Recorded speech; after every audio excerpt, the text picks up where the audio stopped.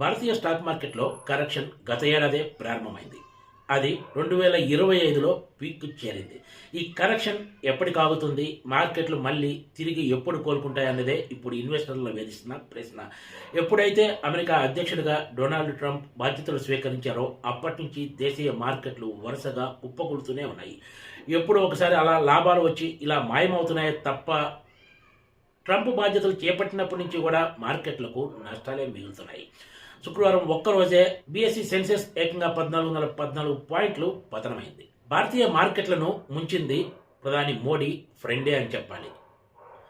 మార్కెట్లకు మోడీ ఫ్రెండ్కి సంబంధం ఏంటంటారా?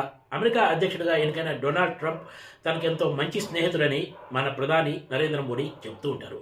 అమెరికా అధ్యక్షుడు డొనాల్డ్ ట్రంప్ కూడా భారత ప్రధాని నరేంద్ర మోడీ తనకు ఎంతో సన్నిహితుడు, ఫ్రెండ్ అని అధికారికంగా చెప్పే విషయం ప్రతి ఒక్కరికి తెలిసిందే. ఇటీవల అమెరికాలో పర్యటించిన నరేంద్ర మోడీ తనతోటి సుంకాల విషయంపై మాట్లాడేందుకు ప్రయత్నించగా తాను ఏమాత్రం ఛాన్స్ ఇవ్వకుండా ఈ విషయంలో రాజీ పడేది లేదని తేల్చి చెప్పినట్లు స్వయంగా డొనాల్డ్ ట్రంప్ ప్రకటించిన సంగతి తెలిసిందే. సుంకాలకు సంబంధించి డొనాల్డ్ ట్రంప్ వరుసగా చేస్తున్న గందరగోళ ప్రకటనలు ప్రపంచ మార్కెట్లను అతలాకుతలం చేస్తున్నాయి.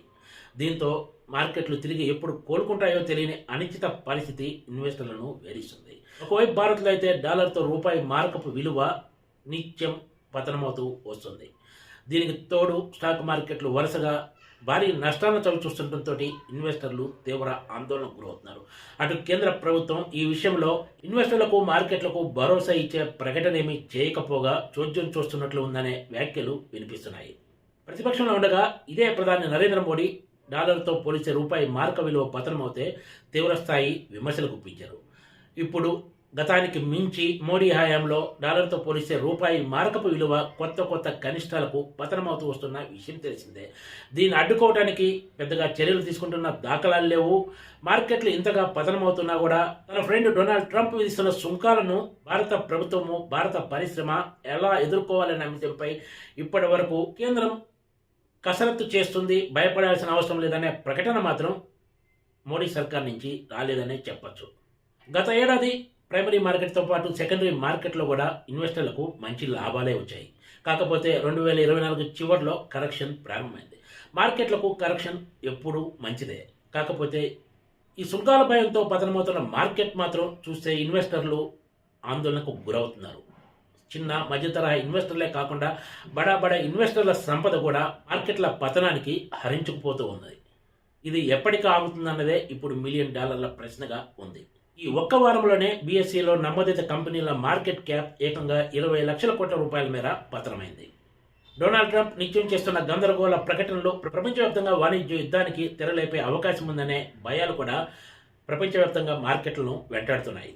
భారతీయ మార్కెట్లో ఇప్పుడే పలు కీలక కంపెనీల షేర్లు 52 వారాల కనిష్ట స్థాయికి పతనమయ్యాయి. కొత్తగా మార్కెట్లో ఎంటర్ అవ్వాలనుకునే వాళ్ళకి మాత్రం ఇదే సరైన సమయం అనే అభిప్రాయం కూడా కొంతమంది వ్యక్తం చేస్తారు. ఎందుకంటే ఇప్పటికే మార్కెట్లో అటు ఎన్ఎస్ఈతో పాటు ఇటు బీఎస్ఈ కూడా భారీ ఎత్తున నష్టాలను చవిచూసిన సంగతి తెలిసిందే. ఇంకా కరెక్షన్ ఉన్నా అది చాలా నామమాత్రంగానే ఉంటుందని ఫండమెంటల్స్, ఆయా రంగాల షేర్ల భవిష్యత్ అంచనాలను గమనంలోకి తీసుకొని ఇన్వెస్టర్లు ఇప్పుడు మార్కెట్లో ఎంట్రీ అయితే రాబోయే కాలంలో అంటే దీర్ఘకాలంలో మంచి ప్రతిఫలాలు నమోదు చేసుకునే అవకాశం ఉందనే అభిప్రాయం వ్యక్తమవుతుంది. అమెరికా సుంకాల గురించి భారత మార్కెట్లు పెద్దగా భయపడాల్సిన అవసరం లేదని, ఎందుకంటే భారతీయ మార్కెటే చాలా పెద్దది కాబట్టి ఇక్కడ డిమాండ్ పెరిగేలా చర్యలు తీసుకోగలిగినా కూడా కంపెనీల లాభాలకు ఎలాంటి డోకా ఉండదనేది మరికొంతమంది అభిప్రాయం. ఏది ఏమైనా కూడా వరుసగా స్టాక్ మార్కెట్లో చోటు చేసుకుంటున్న పరిణామాలు మాత్రం ఇన్వెస్టర్లను ఆందోళనకు గురి చేసే విధంగానే ఉన్నాయి. Please subscribe TCTV.